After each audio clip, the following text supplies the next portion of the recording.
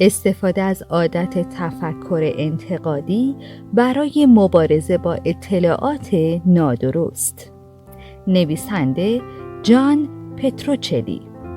خلاصه، کتاب دانش متحول کننده تشخیص چرندیات که در سال 2021 منتشر شده، از مثالهای رخ داده در دنیای واقعی برای کمک به شما در ایجاد عادت تفکر انتقادی استفاده می‌کنه. یادگیری این مهارت به شما این امکان رو میده که تمام اطلاعات نادرستی که جامعه رو فرا گرفته تشخیص بدید و در برابر اون مقاومت کنید. پس اگر شما هم میخواید مهارت‌های شناخت چرندیات خود رو تقویت کنید، فکر میکنید از مزخرفات و چرندیات مصون هستید و یا مشتاق زندگی در دنیای بدون چرندیات هستید، به شما پیشنهاد میکنیم که به این خلاصه کتاب گوش بسپارید. درباره نویسنده: جان پتروچلی استاد روانشناسی در دانشگاه ویک فارسته. اون در زمینه‌های مختلفی از جمله قدرت نگرش و متقاعدسازی، تفکر خلاف واقع، فراشناخت و شناسایی چرندیات به تحقیق و پژوهش پرداخته و تحقیقات اون در بسیاری از نشریات علمی از جمله مجله شخصیت و روانشناسی اجتماعی منتشر شده. اون همچنین سمینارهایی رو در مورد رهبری، ارتباطات و مدیریت مبتنی بر شواهد برگزار میکنه. میکرو شماره 1: کشف کنید که چرندیات چگونه پخش میشن و گسترش پیدا میکنن و همچنین مقاومت کردن در برابر اونها رو یاد بگیرید. تا حدودی همه ما اسیر چرندیاتیم. چرندیات در فرهنگ ما فراگیر شده. چه بخوایم و چه نخوایم همه در اون سهیم هستیم و اغلب ما به توانایی خود در تشخیص و اجتناب از اون اطمینان داریم. با این حال هیچ درک روشنی از اینکه چرندیات در واقع چیان، چرا میزان زیادی از اون وجود داره یا چه هدفی رو دنبال میکنه وجود نداره. این خلاصه کتاب شما رو راهنمایی میکنه که چگونه و چرا مردم اطلاعات نادرستی منتشر میکنن و چرندیات میگن. چرندیات چه فوایدی به همراه داره و چگونه میتونید اونها رو شناسایی کنید و در مقابل تأثیرات اونها مقاومت کنید. در این میکرولرن به چنین پرسش هایی پاسخ داده میشه: چه تاکتیک های رایجی توسط افراد چرند پرور مورد استفاده قرار میگیره؟ چگونه از مزخرف شنیدن از دلالان خود رو اجتناب کنید؟ چطور میتونید به خلاص شدن دنیا از شر چرندیات کمک کنید؟ میکرو شماره 2: چرند و دروغ یکی نیستن. در سال 2017 کایری ابینگ، فوق ستاره بسکتبال NBA، در پادکستی اعلام کرد که زمین مسطح، صاف و تخته و کروی نیست.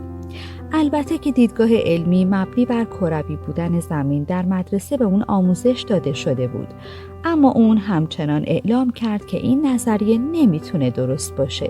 چرا؟ زیرا اون معتقد بود که هیچ اطلاعات مشخصی جز اون چه به ما میگن وجود نداره.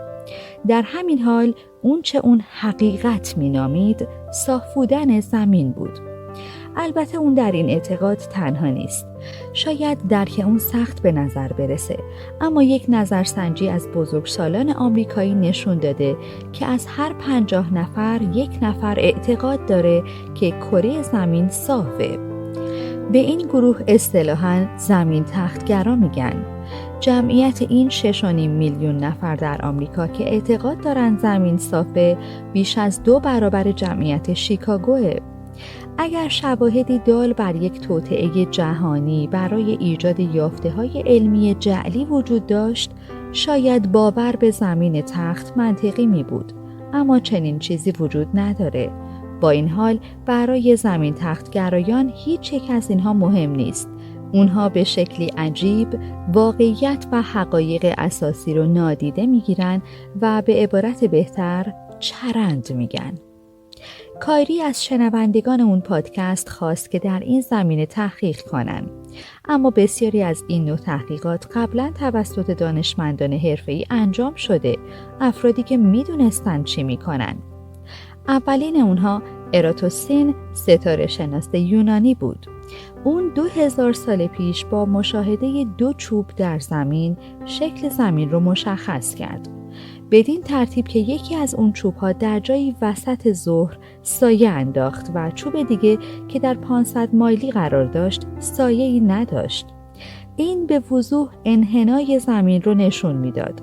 و با این حال 2000 سال بعد یک فوق ستاره بسکتبال این شواهد علمی قانع کننده رو نادیده گرفت و اعلام کرد که حقیقت در جای دیگه‌ای نهفته است.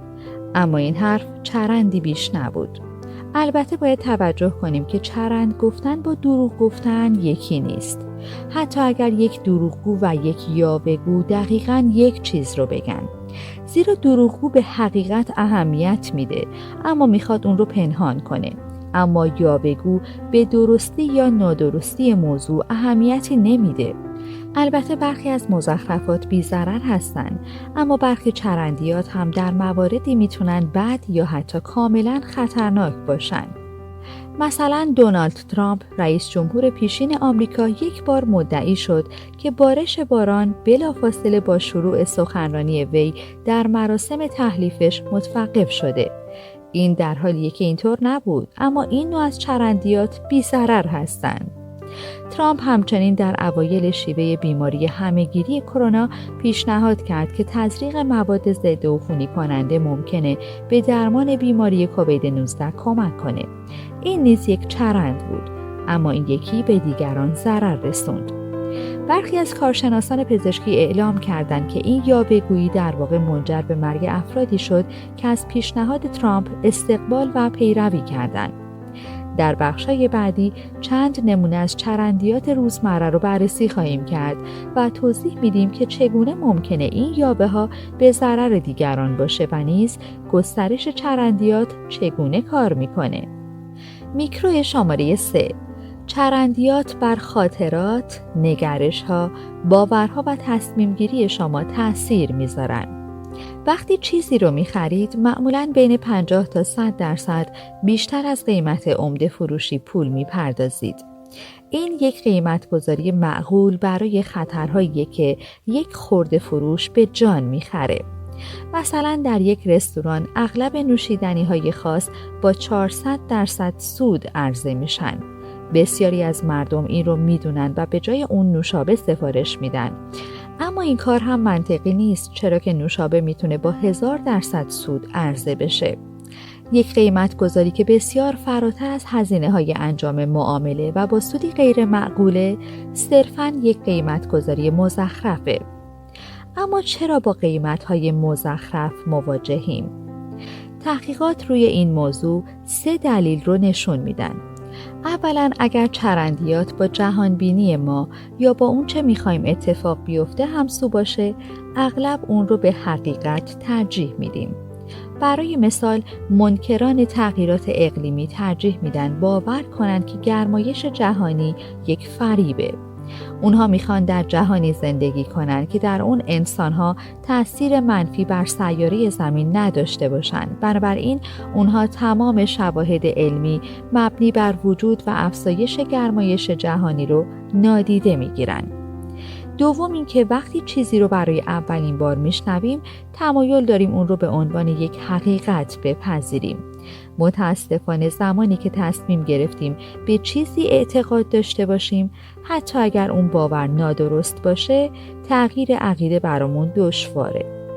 تحقیقات نویسندگان این کتاب نشون داده که وقتی مردم فقط اطلاعات مثبت مثلا از یک رستوران جدید دریافت میکنن، نگرش مثبتی نسبت به اون پیدا میکنن و هرچند اطلاعات منفی که بعداً با اونها ارائه میشه میتونه اون نگرش رو متزلزل کنه، اما با گذشت زمان اون نگرش مثبت تمایل به بازگشت داره و در نهایت ما اغلب بیش از حد به شهودمون متکی هستیم.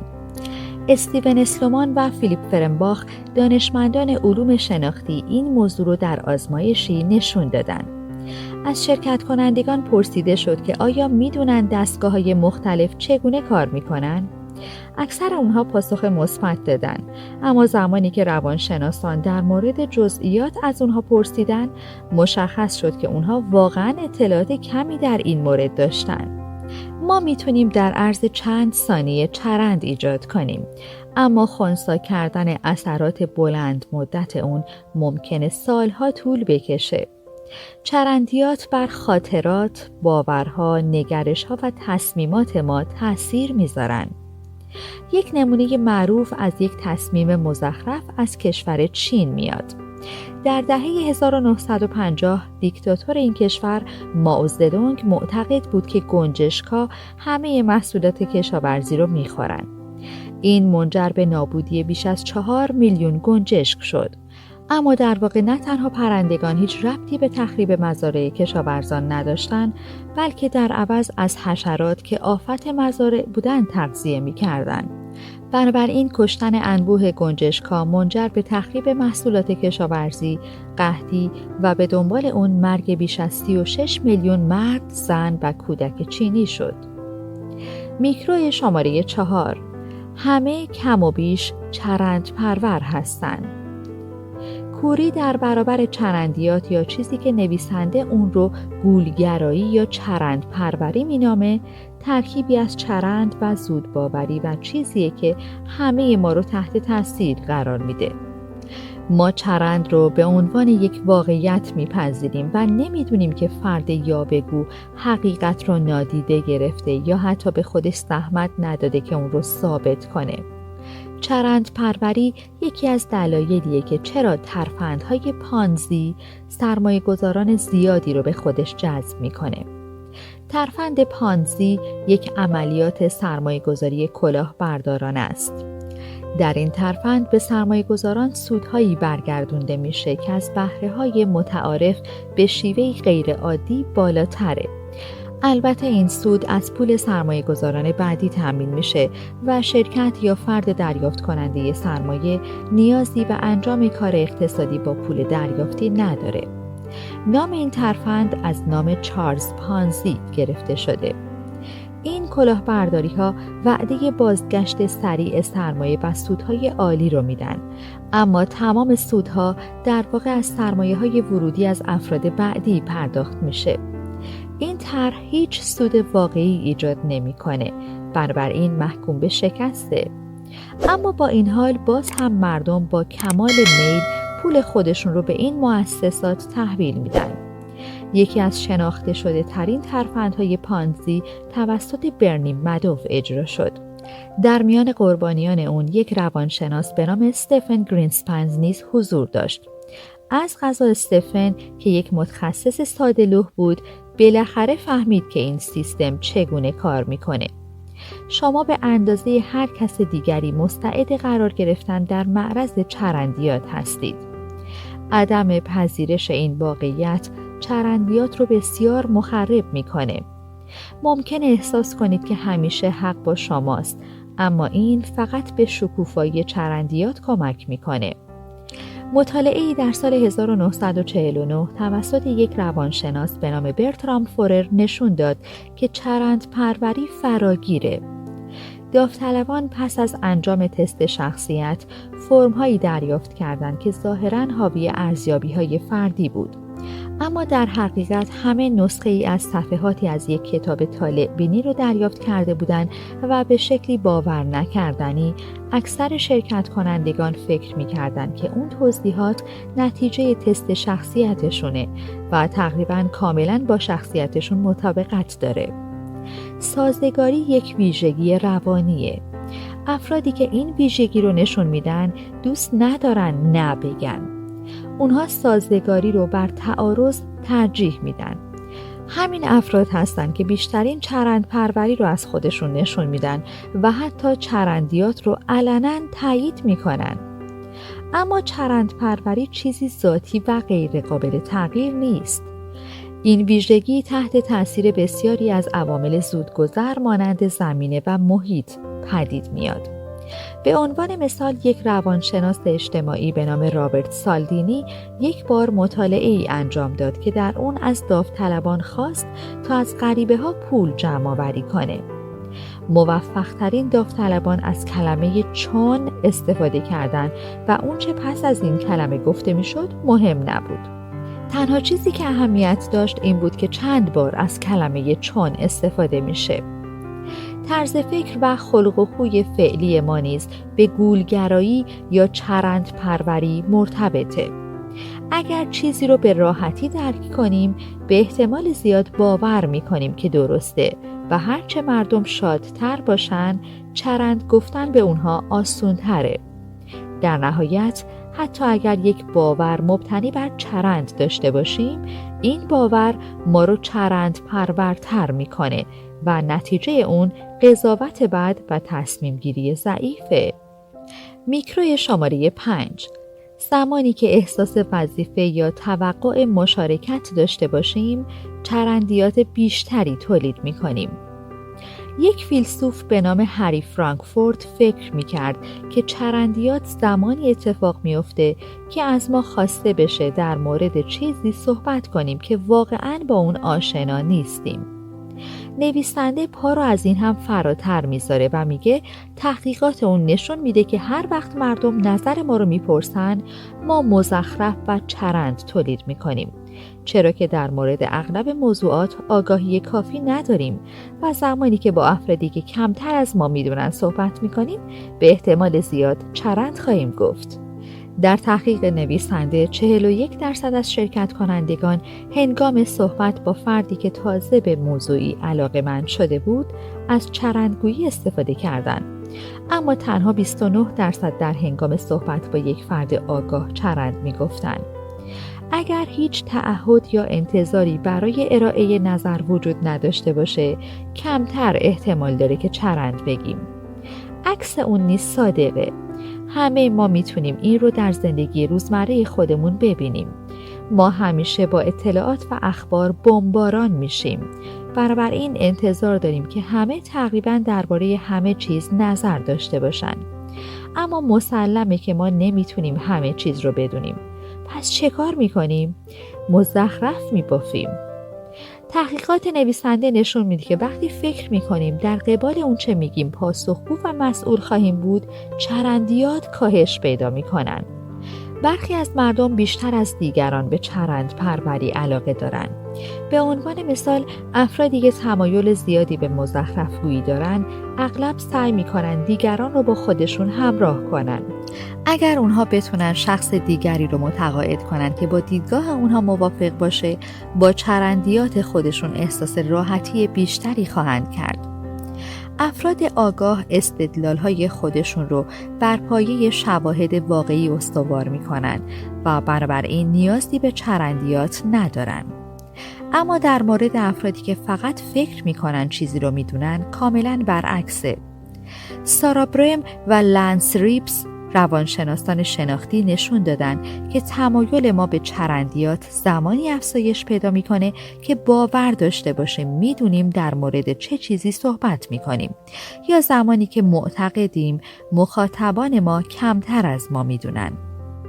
برخی افراد این کار رو به راهی برای امرار معاش تبدیل کردن.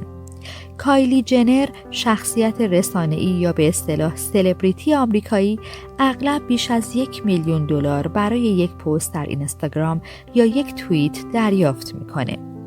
اون نیازی به ارائه مدرک یا اثبات این که میدونه در مورد چه چیزی صحبت میکنه نداره، بلکه تایید اون به تنهایی کافیه تا مردم رو وادار به خرید هر چیزی کنه که تبلیغ کنندگان برای تبلیغ به کایلی جنر پرداخت میکنن. همه ما نیاز به احساس تعلق داریم تا احساس کنیم بخشی از یک گروه هستیم و از طرد شدن دوری کنیم. این حس ما رو وادار میکنه تا در گفتگوها مشارکت کنیم و گاهی اوقات در مورد موضوعاتی اظهار نظر میکنیم که هیچ چیز درباره اونها نمیدونیم. بنابراین حدس بزنید چه چیزی از دهنمون بیرون میاد. چرندیات. میکرو شماره 6. شناخت تاکتیک‌های رایج چرندگوها شما رو به چرندشناس بهتری تبدیل می‌کنه. در سال 1989 دکتر دالاکس بیگلن روش ارتباطات تسهیل شده رو به ایالات متحده معرفی کرد. ظاهراً این ابزار به بیماران مبتلا به اختلال اوتیسم خاموش ابزاری برای برقراری ارتباط با دیگران میده. ایده این بود که اونها از یک ماشین تحریر و کمک یک تسهیل کننده آموزش دیده استفاده کنند. زمانی که کارشناسان این رویکرد رو دقیق‌تر بررسی کردند، به عنوان یک پیشرفت بزرگ در نظر گرفته شد. بیگلن اما با وجود ده‌ها مطالعه که ثابت می‌کنه این تکنیک به سادگی کار نمی‌کنه، همچنان یک قهرمان محسوب می‌شد. ده‌ها هزار نفر که به برقراری ارتباط تسهیل شده باور پیدا کردن، به این روش سوگند یاد می‌کنند و مدارس در سراسر جهان هنوز به استخدام و آموزش تسهیلگران ادامه میده. هنگامی که تحقیقاتی ارائه شد که ادعاهای بیگلن رو رد می‌کرد، او زیر بار نرفت و گفت که این یافته‌ها ناقص هستند و شواهد علمی رو کاملا نادیده گرفت. البته هیچ چیز غیر عادی نیست، چرا که بیگلن از یک تاکتیک به خوبی اثبات شده استفاده میکنه: داستان سرایی. در واقع این رویکرد یکی از رایج‌ترین ابزارها برای چرندگویانه. داستان‌های خوب تا حد زیادی بر ما تأثیر میذارن. بنابراین جای تعجب نیست که افراد چرندگو اغلب از داستان سرایی و اساساً از حکایت‌ها برای تاثیرگذاری بر ما استفاده میکنن. چنین داستان‌هایی میتونن مردم رو نسبت به چیزهای زیادی متقاعد کنن که واقعیت ندارن. بر اساس همین تاکتیکی که بسیاری بر این باورن که درمان‌های پزشکی جایگزین برخلاف شواهدی که مقابل اون وجود داره مؤثر واقع میشه. سپس افرادی مانند دیپاک چوپرا هستند که از چیزی استفاده میکنن که نویسنده اون رو زبان ژرفای کاذب مینامه، یعنی زبانی که از اغراق، ابهام، اصطلاحات تخصصی و کلمات رایج استفاده میکنه تا این تصور رو ایجاد کنه که گوینده آگاهه. یاوه‌گوها نه تنها با اغراق در اعتبار خود، بلکه به تبلیغ حامیان و بی‌اعتبار کردن مخالفان خود شناخته میشن. تصمیمات اونها اغلب بر اساس هیچ مدرک علمی و مستندی نیست. به عنوان مثال دونالد ترامپ، رئیس جمهور سابق آمریکا، زمانی که جان بولتون رو به عنوان مشاور امنیت ملی آمریکا منصوب کرد، اون رو فوق‌العاده توصیف کرد. تنها حدود 18 ماه بعد اون بولتون رو متهم به مانع تراشی بر سر راه دولتش کرد و اون رو افراطی خواند و گفت که کتاب اون در مورد زندگی در کاخ سفید زننده و نادرسته. در نهایت ما انسان‌ها اغلب تحت تاثیر افرادی هستیم که دوستشون داریم و به اونها اعتماد داریم. این میتونه برای یک یاوه‌گو بسیار مفید باشه. لنس مورفی، یک فروشنده موفق دارو، با مشتریان در سطح شخصی ارتباط برقرار میکنه. اون اعتراف کرده که چرندیات میتونن معجزه کنن. این توانایی برقراری ارتباط با مردم و ندانش پزشکی اونه که به اون اجازه میده داروها رو بفروشه. میکرو شماره 7: تفکر انتقادی برای تشخیص چرندیات ضروریه.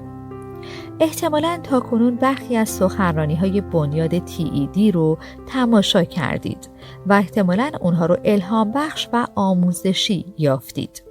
این برنامه‌ها با عنوان ایده‌هایی که ارزش انتشار دارند معمولاً با یک معرفی کوتاه شروع میشن که سخنران رو معرفی میکنه و اعتبار اون رو به بینندگان و شنوندگان میشناسونه.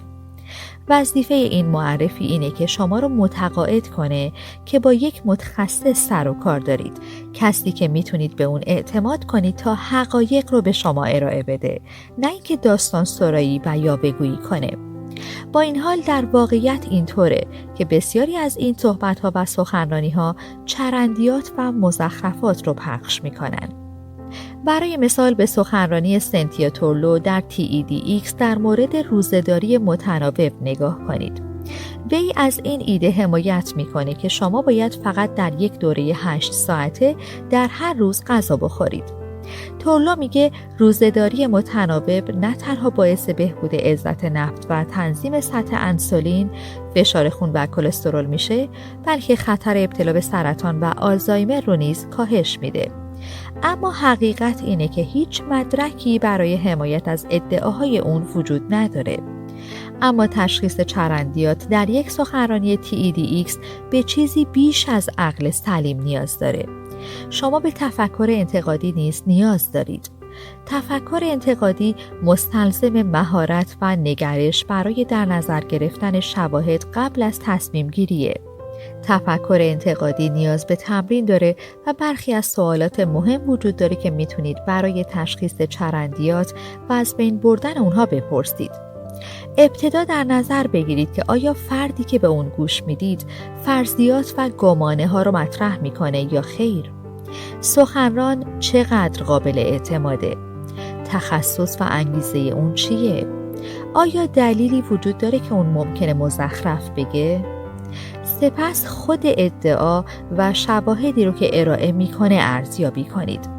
آیا اون ادعا میتونه نادرست باشه؟ آیا شواهد مرتبط و قانع کننده‌ای در مورد اون وجود داره؟ چیزی هست که توضیح نداده باشه؟ آیا اطلاعاتی از قلم افتاده یا اعداد و ارقام گمراه کننده هستند؟ و در نهایت از خود بپرسید که آیا نتیجه گیری شما بر اساس شواهد واقعی یا نه؟ فقط بر اساس اون چه از ادعا کنندگان شنیدید نتیجه گرفتید یا به دنبال اطلاعات بیشتری بودید؟ آیا شما شهودی هستید؟ آیا به همه دیدگاه‌ها نگاه کردید یا به نتیجه گیری سریع رسیدید؟ اگر این ادعا رو بپذیرید، آیا باید باورهای دیگر رو تغییر بدید؟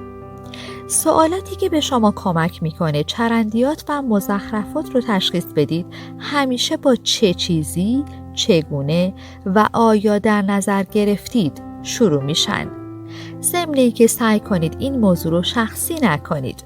میتونید با گفتن جمله‌ای مانند من به استدلال‌های شما علاقه‌مندم و فقط میخوام ایده شما رو بفهمم و شفاف سازی کنم سوالات رو نرمتر مطرح کنید. میکرو شماره 8. اگر سوالات درستی نپرسید در پذیرش چرندیات شریک هستید. شما میتونید همه مردم رو گاهی اوقات و برخی از مردم رو همیشه فریب بدید، اما نمیتونید همه مردم رو همیشه فریب بدید. این جمله مشهور به ابراهام لینکلن نسبت داده شده. اگر حق با اون باشه، پس باید افراد زیادی باشن که فریب مزخرفات رو نخورن و در واقع نویسنده معتقده که این افراد وجود دارن. کلاهبرداری از متخصصان خبره سخته، زیرا اونها اطلاعات زیادی در مورد رشته خودشون دارن. بیایید به عنوان نمونه به صنعت فروش خودرو نگاهی بندازیم. کورتیس بیکر، یکی از علاقه‌مندان به خودرو، معتقده که خریداران خودرو نه به خاطر اونچه به اونها گفته میشه، بلکه به خاطر چیزهایی که به اونها گفته نمیشه فریب میخورن. یک فروشنده خودرو اون چیزی رو که ممکنه شما رو از خرید منصرف کنه به شما نمیگه. خریدار نیز با سهل‌انگاری در این غفلت شریکه. چرا؟ زیرا اون نمیتونه سوالات درستی از فروشنده بپرسه. اگر سوالات درست خودتون رو قبل از تعامل و معامله با یک فروشنده آماده کنید، در موقعیت بسیار قوی تری خواهید بود و اگر با چندین فروشنده ارتباط برقرار کنید و فهرستی از خودروهایی که به طور بالقوه میخواهید بخرید تهیه کنید، مجبور نخواهید بود کورکورانه شرایط فروشنده رو بپذیرید. در این صورت حتی میتونید تخفیف خوبی هم بگیرید و در نهایت احساسی خرید نکنید. در عوض مطمئن بشید که تصمیم شما بر اساس حقایق و دلایل گرفته شده. نویسنده از بسیاری از کارشناسان پرسیده که چرا مردم گول چرندیات رو میخورن. پاسخ اونها به همین نتیجه اشاره داره که شما زمانی تصمیمات بهتری میگیرید که اطلاعات خوبی در اختیار داشته باشید. بنابراین شکست در تشخیص چرندیات معمولاً مربوط به کارهایی که انجام نمیدید و سوالاتیه که نمیپرسید. فرانک کولومبو یک کاراگاه در یک سریال تلویزیونی دهه 1970 بود که همیشه از مظنونانش سوالاتی میپرسید که منجر به حل پرونده میشد. شما نیز باید به کسی تبدیل بشید که نویسنده اون رو یک حقیقت جوی کنجکاو مینامه. تنها راه اینه که بپرسید و یاد بگیرید. حتی زمانی که نمیتونید فوراً از این دانش استفاده کنید، بهتر مطلع باشید و در برابر دیدگاه‌های مخالف مدارا کنید تا مطمئن بشید که نتیجه گیری شما بر اساس تعصبات شما شکل نگرفته. میکرو شماره 9. ما مسئولیت فردی و جمعی داریم که جهان را از شر چرندیات خلاص کنیم. آیا میتونید دنیا رو بدون چرندیات تصور کنید؟ دنیایی که در اون مجبور نیستید به صحبت‌های مردم در مورد چیزهایی که هیچ چیز در مورد اون نمیدونن گوش بدید. دنیایی که دیگه در اون بحث‌های بی اساس وجود نداره. جهانی مبتنی بر شواهد، استدلال و تصمیمات عقلانی. این جهان میتونه وجود داشته باشه و ساختن اون بر عهده تک تک ماست. چند اصل راهنما وجود داره که میتونیم از اونها پیروی کنیم. اول اینکه بیایید بپذیریم که چرند کلمه بدی نیست. توهین آمیز یا خنده‌دار نیست. این فقط یک اصطلاحه که بسیار شبیه به هر اصطلاح دیگه‌ایه. اکنون مسلح به این ابزارهایی که در این کتاب آموختیم میتونیم دست به کار بشیم. چگونه؟ با پیروی از این مجموعه قوانین. زمانی که مطمئن هستید با یک چرند روبرو هستید، اون رو پس بزنید. به افراد چرندگو اجازه بدید تا ادعاهای خودشون رو ثابت کنن. این کار حتی ممکنه به اونها نشون بده که واقعاً چقدر شواهد کمی برای اثبات ادعاهاشون در اختیار دارن. فقط به ادعاها حمله کنید، نه به اشخاص. اگر اونها اجازه داشته باشن که چرندیات خودشون رو به عنوان یک شکست تصادفی در بررسی شواهد واقعی ببینن، انعطاف پذیرتر خواهند بود. در گام بعد با استدلال مبتنی بر شواهد با چرندیات مبارزه کنید. این ممکنه بلافاصله نظر اون شخص رو تغییر نده. همونطور که میدونیم فراموش کردن چیزها دشواره. در عوض ما باید افراد یاوه‌گو رو تشویق کنیم که از خودشون بپرسن واقعاً چی میگن و چگونه میدونن که چیزی که میگن درسته. این به اونها عدم تطابق گفته هاشون رو نشون میده و اونها رو به سمت استدلال مبتنی بر شواهد سوق میده. مبارزه با چرندیات باید مصری باشه. هنجارهای اجتماعی میگن ما نباید بحث کنیم، اما این رفتار مضره. اگر با چرندیات مبارزه کنید، تفکر انتقادی رو ترویج میدید. اگر این کار رو نکنید، چرندیات زیاد میشن و این میتونه عواقبی جدی و واقعی داشته باشه. واکنش ایالات متحده به بیماری همهگیر کووید 19 رو در نظر بگیرید. انتخابات ریاست جمهوری 2020 در آمریکا ماسک زدن و فاصله گذاری اجتماعی رو سیاسی کرد. اگر میلیون‌ها آمریکایی از ادعاهای مزخرف مبتنی بر غیر ضروری بودن این اقدامات حمایت نمی‌کردند، ویروس به این میزان جان افراد رو نمی‌گرفت.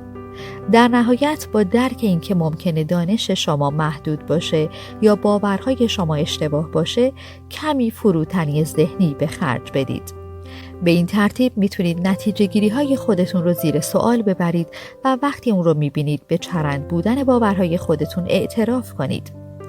ساختن جهان بدون چرندیات یک تلاش جمعیه. این کار آسونی نخواهد بود، اما مزایای اون ارزش مبارزه رو داره. میکرو شماره 10. خلاصه نهایی. پیام کلیدی کتاب اینه که چرندیات همه جا هستن و بر خاطرات، باورها، نگرش‌ها و تصمیم‌گیری ما تأثیر میذارن. با این حال خوشبختانه اگر به دنبال مقابله با چرندیات باشیم، میتونیم اون رو تشخیص بدیم، به چالش بکشیم و اون رو از بین ببریم. ما مسئولیت جمعی و فردی برای کاهش سطح چرندیات در جهان داریم. با مبارزه با چرندیات و مزخرفات و اثرات اون، ما میتونیم با هم کار کنیم تا جهان آینده رو به مکانی بهتر برای زندگی تبدیل کنیم. یک توصیه کاربردی. یک توصیه عملی در این راه اینه که از وبسایت‌های حقیقت سنج استفاده کنید. فضای اینترنت سایت‌های زیادی داره که تشخیص چرندیات رو آسان‌تر می‌کنه. وقتی به سراغ یک سایت حقیقت سنج میرید، کیفیت شواهد ارائه شده رو بررسی کنید. اکثر سایت‌ها از اسناد و آمار برای حمایت از نتیجه گیری خودشون استفاده می‌کنن. اگر نیاز به بررسی هر گونه ادعاهای علمی دارید، مستقیما به سراغ منابع اولیه برید. اگر نمیتونید اونها رو آنلاین پیدا کنید، به نویسندگان و صاحبان سایت خبر بدید. اونها از شما به خاطر این کار سپاسگزار خواهند بود.